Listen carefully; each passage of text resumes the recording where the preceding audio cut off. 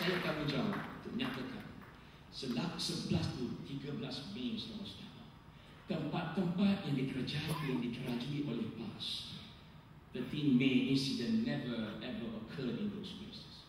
I'm telling you, the turmoil that happened in the Klang Valley on the very 13th of May only happened in those areas which are not dominated by PAS. Thank you very much. This is confirmed pada rakyat Singapura. Saya nak menyatakan, di bumi Kelantan, where PAS was dominant at that time, there was no element of 13 May. Likewise, in some areas in Selangor, where there are certain areas in Sabah Menang, there were PAS heavily dominating that area, there are other element 13 May. And that is what PAS has to offer. We are offering the things that have been denied to all the Malaysians. We have been living under threats of unknown. Our message has not been well circulated because we have been pressed down by unknown. Sehingga kan saudara-saudara tidak tahu dan tidak pernah tahu apa yang diperjuangkan oleh PAS. Tapi alhamdulillah hari ini kita boleh bersama-sama saudara-saudara. What difference do you see now between Brother Intip Siam, between Brother Khalid Samad, between Dr. Azmi, between Tengku, between NSC Chan and me? What difference does it make? For the very first time, when I took office 3 months after I took office, the chief of PAS from Sarawak came. And I had lunch with him in one of the prestigious hotels in Ipoh. And I introduced myself. And he got astonished. He said, why? I gave my card to him. Chief said, looking at me up and bottom, up and bottom. I said, why? But he said that I felt guilty. Because prior to leaving Kuching, I had a tussle with Waibin Datuk Kuham. And I was saying to Datuk Kuham that I don't believe that you can accept PAS leadership as your chief minister.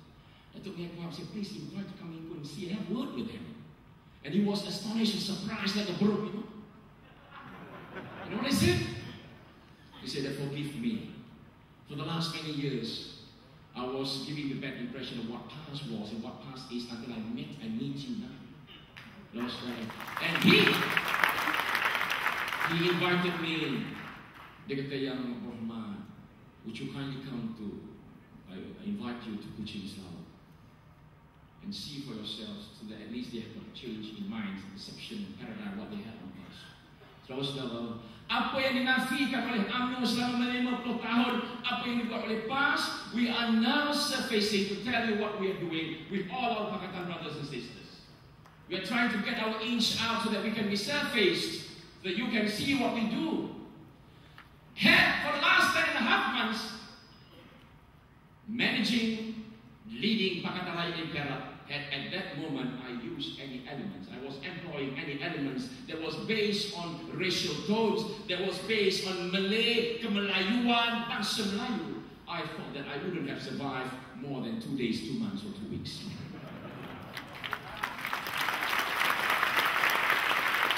But because we agreed to leave some of our differences aside, and we agreed to have all our strength and our common things to be together to manage Perak. Saya nak beritahu saudara, kalaulah dalam 10 bulan setengah itu saya menggunakan perkaman saya sebagai seorang Melayu, sudah tentu kami tidak akan bertahan lama di negeri Perak, tuan-tuan. Bukan hanya 2 bulan, 2 minggu pun tak tentu. Tapi oleh kerana kami menepikan dan kami menggunakan segala-gala prinsip yang diterima oleh manusia sejagat, maka itu yang menyebabkan hayat kami panjang dan panjang dan panjang, dan insya Allah akan panjang lagi.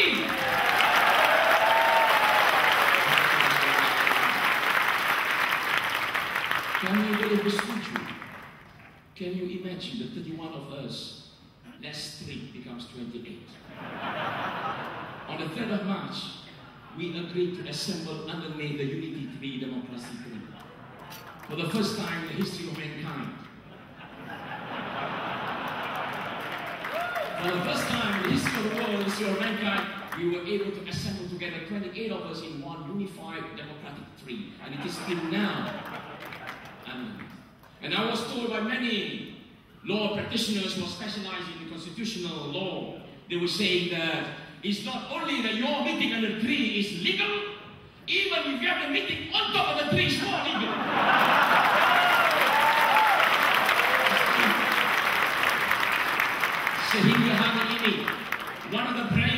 Zamri to nullify the assembly under the tree has not been answered by the federal court. Ini menunjukkan 28 kami bercantum di bawah pokok demokrasi masih sah dan masih legal. Sebagai kesimpulan, saya nyatakan bahawa enough is enough. The last 40 years that we have allowed ourselves to be induced and influenced by UMNO, by whatever machineries of UMNO, media of UMNO, we are saying enough is enough, no more. That's it. We're going to say that what happens in Bukit Gantang is going to have repercussions in the next general election. And certainly, the first general election will be the snap election in Perak. Okay!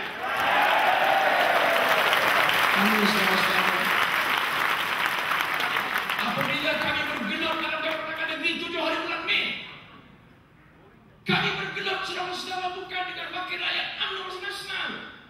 Kami bergelut dengan polis-polis UMNO. Can you imagine? We were trying to protect our Indian brother, who is the first Indian speaker of Malaysia. My DAP assemblyman, my Kamarilan assemblyman, past assemblyman, we were together clinging ourselves to protect our speaker, our beloved speaker. He sat there, saudara-saudara, from 9:30 until 6 hours when he was forced outside by the instructions of government.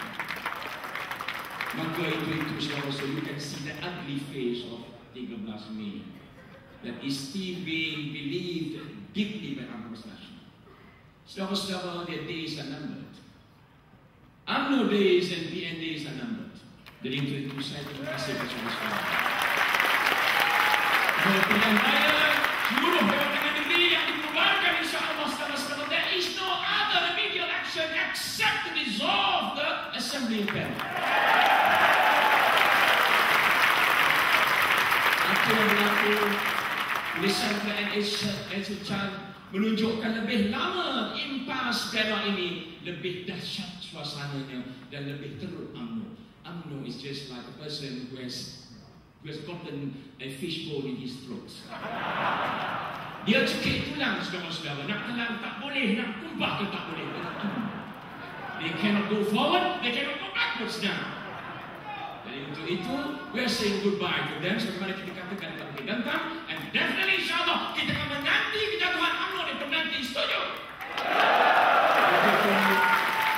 Menunggu soalan-soalan dari saya terima kasih di atasnya. InsyaAllah pilihan raya akan datang. The new landscape, political, social landscape, social fabric of Malaysia is going to be no racism, no separatism, no discrimination, except to regard every Malaysian as equal in everything. Terima